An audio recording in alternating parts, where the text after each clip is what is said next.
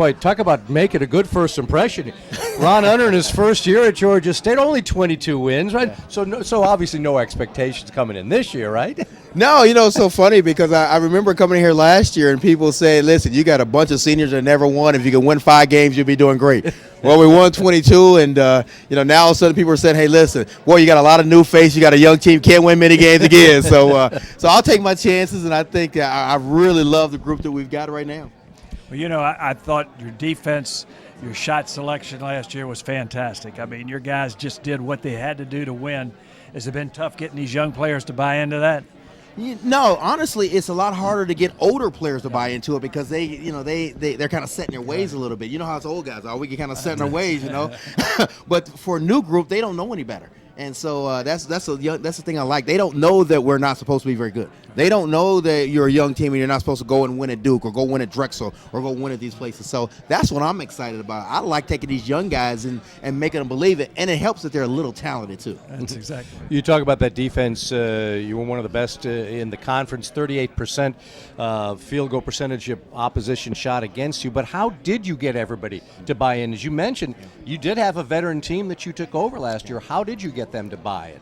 Well, it's addition by subtraction. We had to get rid of some of the guys that didn't believe. And so if you didn't believe in what we're going to do, you weren't going to be a part of it. And so at the end of the day, if you can get average kids to really buy in and want to be coached, one of the things that I wanted to get the coachable kids. You guys know that some of the hardest things to do is find those coachable kids. And if you can get coachable kids that will do anything for you, then guess what? They get a little success, then they start feeling good about themselves, and that's what happened to us a year ago. I would say that applies to Devontae White. Yeah, it does. He's a big believer there. There's no question he's a big believer. When I saw your roster, I saw a name on there that I sort of recognized a little, RJ. Yeah. It's interesting to me because my son played for me in college, and it's going to be an interesting thing for you, but it'll be something. Can I ask you something since your son played for you? Here's a problem I've got. I've only coached you for about a month or so. I can yell at Devontae, and I go home, and no one cares about it. I yell at RJ, I come home, and there's no dinner. So I'm trying to figure out what's the difference. And I know Ronnie's sitting over here.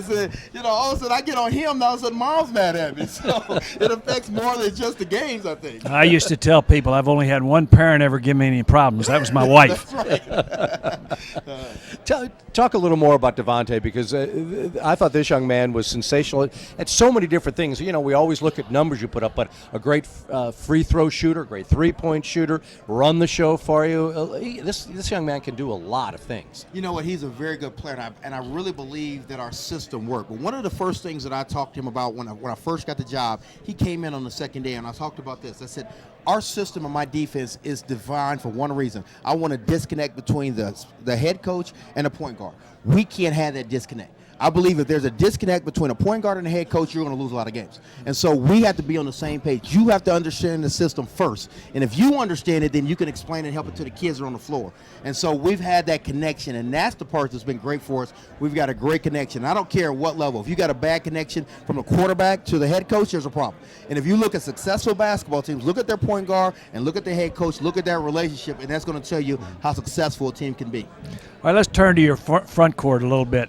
You got a new player who's going to help you a lot from Virginia Tech, Manny Atkins. Tell us a little bit about him. Manny's a really good player. Manny was a kid that won state championships in the state of Georgia. He was a highly touted, highly recruited kid coming out of Atlanta. And he goes to Virginia Tech and becomes kind of a role player. And didn't, he played in 46 games in the ACC, hit big shots for him, but he wasn't that type of guy. I want him to get back to his high school days.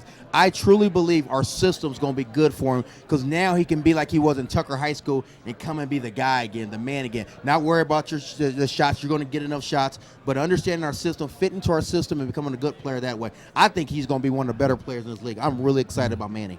Ron, you mentioned Manny coming from Atlanta and Georgia. You look at your roster, 8 players from the state of Georgia. How critical is that and important is that for you to make sure you are a presence in that state and in that city? No question. I came from IUPUI, and we had 12 of our 13 scholarship players were from the city of Indianapolis and Indiana. That's important. When you work in an urban institution, you better make sure that you represent that city. And that's what we want to do in Atlanta. We want to be Atlanta's team. We talk about that all the time. And so we want to recruit Atlanta. A lot of people come in there, but at the end of the day, you're going to have to fight us off with some kids because now we get success in there. Atlanta's got to be our hometown. Remember that. We want Atlanta kids to stay home. Right, Coach? That sounds good. All right. Charlie, how about this for an opening game? I think a group from Duke, is it? Is that who you're going to see? Yeah, who's the coach here? I don't I don't even look. I got, we'll see what we can do. But you know what? One of the things I wanted to do, I've got a young basketball team. Throw them in the fire. We go at Duke, at BYU. Tell me 2 harder places in the country to play. Well, I tell you what, you have succeeded in wanting to do that, brother. I'll tell you that. Ron, it was a great first year.